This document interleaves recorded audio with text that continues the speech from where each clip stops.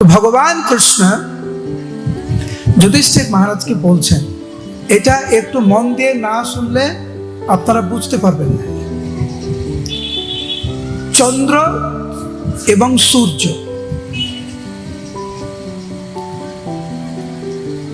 আমরা বলি বছরে 365 দিন, তাই না? এটা হচ্ছে সূর্য, যখন সূর্যের 1 বছর পূর্ণ করতে লাগে 365 দিন, কিন্তু চন্দ্র ওই একই সময় 365 দিন হয় না, একটু কম হয়, 11 দিনের মতো কম হয়। সেই জন্য প্রায় 3 বছর পর পর সূর্য এবং চন্দ্রের যে 1 বছরের সময়, তার সামঞ্জস্য করতে গেলে প্রায় একটি মাস, অধিক মাস হয়ে যায়। সেই জন্য দেখবেন প্রায় 3 বছর পর পর চন্দ্র এবং সূর্যের 1 বছর পূর্ণ করার সামঞ্জস্য আনতে গিয়ে অধিক মাস হয়ে যায়, যেটা শুরু হয়েছে গতকাল। এটা 3 বছর পর পর হয়। অধিক মাস যখন প্রকাশ পেল, তখন দেবতারা এই অধিক মাসকে পরিত্যাগ করলেন, নাম দিলেন মল মাস, অপবিত্র মাস, অধিক মাস। কেউ এই মাসকে গ্রহণ করলেন না, সবাই ত্যাগ করলেন, ঘৃণা করলেন, এবং এই অধিক মাসে কোনো আপাত দৃষ্টিতে শুভ কার্য হয় না। মল মাস বা অধিক মাসকে এইভাবে সবাই নিন্দামন্দ করতে লাগলেন। অধিক মাস ক্রন্দন করতে লাগলেন। অন্যান্য মাসে কত শুভ কর্ম, অন্যান্য বৈশাখ মাস, কার্তিক মাসের কত মহিমা, অগ্রহায়ণ মাসের কত মহিমা,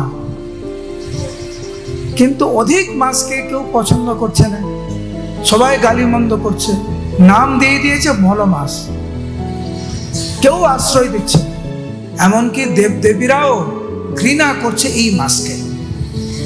তখন এই অধিক মাস ভগবান বিষ্ণুর কাছে গেলেন।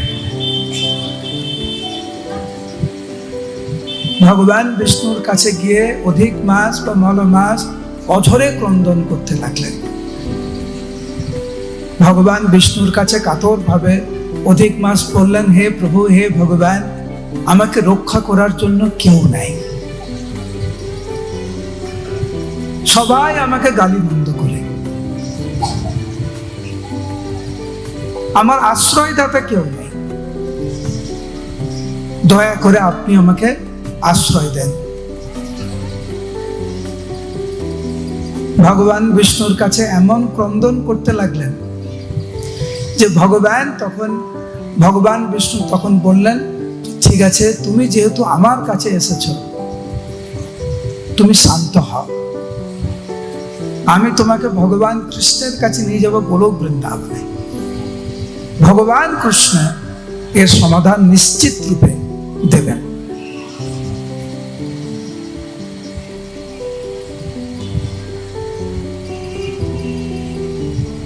ভগবান বিষ্ণু ভগবান কৃষ্ণের কাছে গোলক বৃন্দাবনে নিয়ে গেলেন এই অধিক মাসকে। অধিক মাস যখন ভগবান কৃষ্ণের সামনে গেলেন,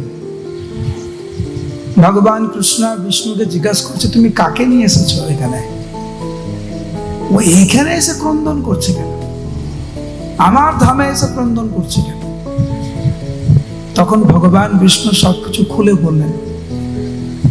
অধিক মাস ক্রন্দন করতে করতে বললেন, আমি আর বাঁচতে চাই না,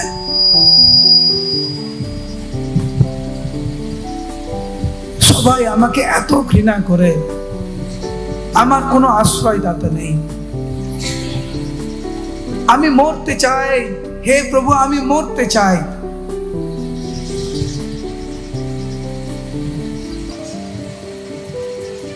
ভগবান কৃষ্ণ ওনাকে আশ্বস্ত করলেন। ভগবান বিষ্ণুকে বললেন, আমি তোমার প্রতি অত্যন্ত প্রসন্ন যে তুমি একজনকে আমার কাছে নিয়ে এসেছো। ভগবান খুব প্রসন্ন হন যখন কোনো ভক্ত আরেকজন জীবকে ভগবানের কাছে নিয়ে আসে। অধিক মাস মলমাস পূর্ণরূপে ভগবানের চরণে আত্মসমর্পণ করলেন। কোন জীব যদি ঐকান্তিকতার সহিত ভগবানের চরণে আত্মসমর্পণ করে, সে কি পথ লাভ করতে পারে তার জ্বলন্ত উদাহরণ হচ্ছে এই মলমাস বা অধিক মাস। সে পূর্ণরূপে কপটতা ছাড়া ভগবানের চরণে আত্মসমর্পণ করলেন। ভগবত ভক্তিতে যেন কপটতা না থাকে। ভগবত ভক্তিতে কপটতা প্রবেশ করলেই নষ্ট হয়ে যায় সবকিছু। ভগবান অধিক মাসকে গ্রহণ করলেন। চিন্তা কর, উনি অধিক মাসকে বললেন, তুমি আর চিন্তা করো না, আমার চরণে আত্মসমর্পণ করেছ, আমি তোমাকে আশীর্বাদ দিচ্ছি যে আমার শক্তি, আমার ঐশ্বর্য, আমার প্রভাব তোমার মধ্যে আমি প্রদান করলাম।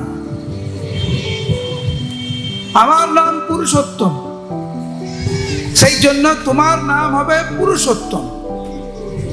সেই জন্য এই মাসের নাম হচ্ছে পুরুষোত্তম মাস।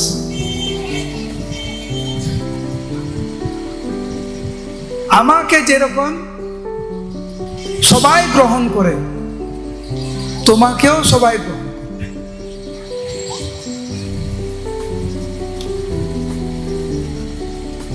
তুমি আমার সমান হবে এবং এমনকি কার্তিক মাসের থেকেও তোমার মহিমা আরো বেশি হবে।